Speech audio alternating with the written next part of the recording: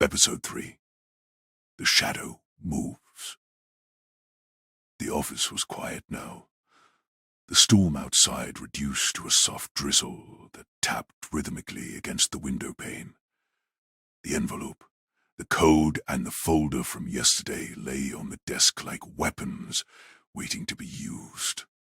Mozo stood by the window, hands clasped behind his back, staring into the city below. Gillis lingered near the lamp, watching Carlo.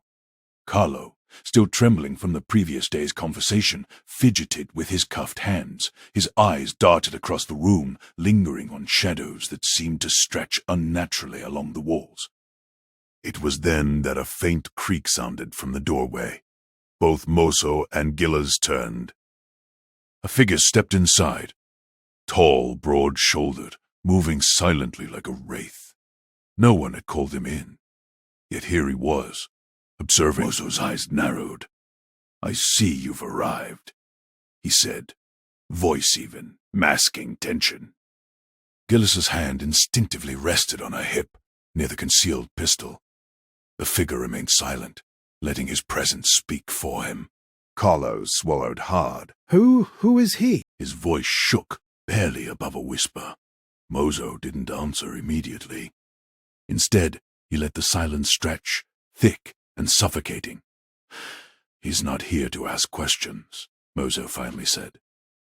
"He's here to remind you of the stakes. Every move, every hesitation.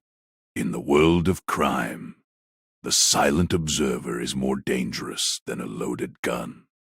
Fear doesn't come from action. It comes from knowing you're being studied, judged, measured, and found wanting." Carlo's eyes widened. Beads of sweat formed along his hairline. He tried to speak, but his voice faltered. The figure's gaze, though shadowed, seemed to pierce through him. The envelope still on the desk almost called to him, taunting him. Kilas leaned forward slightly, lips barely moving. "This isn't about you, Carlo. It's about what you know and what you're hiding." Carlo shifted uncomfortably, realizing the truth in her words. The code, the map, the folder, he knew its contents better than he wanted anyone to know. And now, with the silent observer in the room, he felt trapped between confession and self-preservation. Mozo finally broke the tension. "Carlo, you've played your part well, but now the game has changed. The code isn't just a puzzle. It's a test, and failing it has consequences."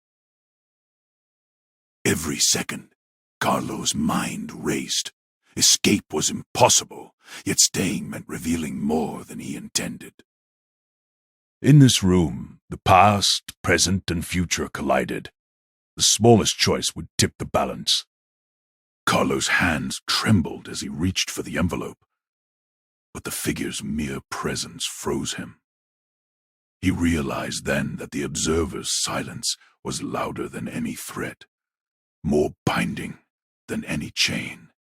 Mozo's voice softened, almost a whisper. "Open it. Study it. Understand it. But remember, knowledge is a weapon.